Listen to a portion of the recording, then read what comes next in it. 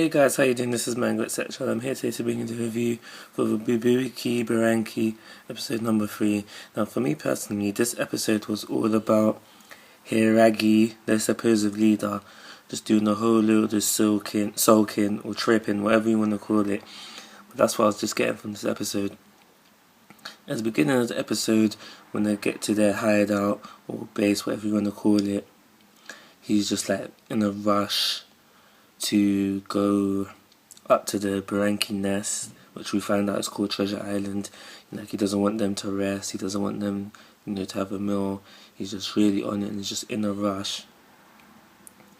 And then he was sulking about, being leader. He believes that he should have the heart because he's the supposed leader. And then later on, we find out that his daddy issues are not that deep, or at least to me, I don't think they're that deep. I would understand, I would even sympathize the way he's reacting if his dad was dead, but it seems like his dad's not even dead, so why is he tripping so hard? If you understand what I'm trying to say. But yeah, that's my problems with him. Hate him. But what else comes out of the episode? We learn a couple of things in this episode.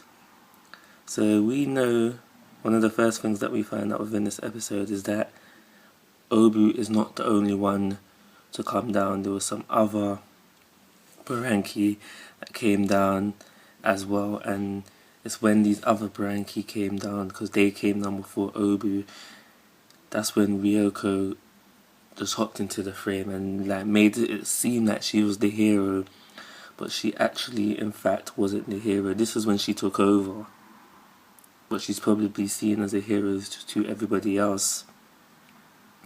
So what else do we find out in this episode? We find out that Ryoko at some earlier point in time had a showdown with Azuma's mum, and with Azuma's mum being the victor.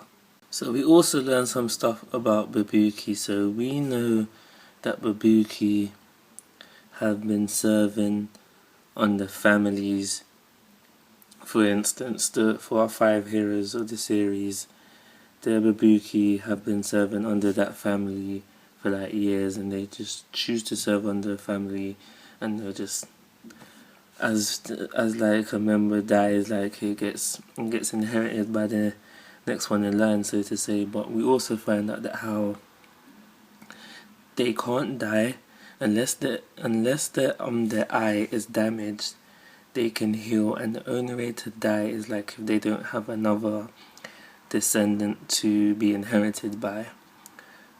Also, during the episode, when the fighting between Azuma and Hiragi is taking place, we learn that in order to unlock Obi's full potential, they need to build a friendship or a strong bond between the Bubuki and themselves, and possibly the heart as well. We see this starting to take place in the works already, where we see Azuma apologizing to Hiragi's Bubuki for possibly hurting it. We also see Kogani, which I'm going to get into her a bit more later. She's given her Bubuki a nickname, so that's a sign of more than a master-slave relationship. So yeah, that's in the works already.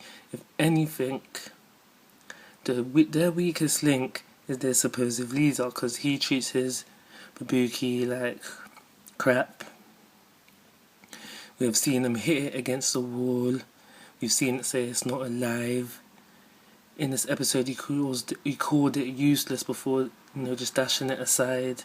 So yeah, for me personally, the person that's holding them back from unlocking Obu's full potential is him, for right now.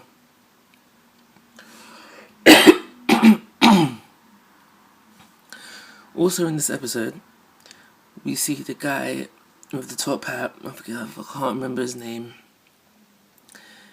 And he's got this way of knowing who's a Bubuki user. We see him with the Bubuki police, and they're looking for Bubuki users, and they're just trying to meet their quota, because I'm assuming that they have to find a certain amount of Bubuki users in a day, and they were struggling to meet their quota. And the guy in the top hat, he comes to the computer quick, and was easily able to find one for them to meet their quota. And they even asked, like, how did you know that this person was a Bubuki user? Like, their Bubuki was on stealth mode, so how was you able to determine this? And he's not giving up his secret, so he's got a way to do that and probably find out. And that's probably how he found our heroes in the end of the episode as well. So just before I talk about the end of the episode, we also see a guy, and I'm assuming that that's one of the four gods, quote unquote four gods, that the guy in the top hat was talking about in the previous episode. And he's just basically talking about how dangerous that this headless Buranki will be if it wakes up before Ryoko. He just makes it seem like there's going to be some trouble going down if it does wake up before Ryoko. So getting into the end of the episode, where we see the guy in the top hat, he's found our heroes, and Kogani's going on a madness yet again. She really, really hates this guy. And we go into a flashback, and we see what happened. So she was a little girl. Raiti-chan was in a net, and then she hears the gunshot, so she goes over to see what's going on, and she goes over to see her dad on the floor. And this happened when she was really young, and not at age was given, but she could see her dad on the floor bleeding.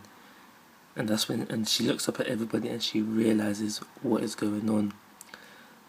So she's been harboring, we don't know how old she is now, or if we do know, I've forgotten, but she's been harboring a lot of hate for a long time, and you can really see it, or at least I can really see it in her eyes, because normally she's happy, she's very happy, but when she comes face to face with this guy, you can see the anger in the eyes, her voice tone just changes, and she's just really upset. I don't want to compare it to Sasuke from Naruto, but along them vibes. And yeah, but for now, we're 3 episodes in. It's getting addictive. It's starting to get addictive. It's getting better with every episode. Kogani is my favourite character so far. And yeah, I just really want her to get a revenge with, because she just looks so cute and innocent and deep. But yeah, I'm going to give this episode a 3-star rating and call it a review. So like always, guys, I'm asking for your thoughts and opinions. If you haven't already, please subscribe to my YouTube channel. But most importantly, take care. Have a nice day.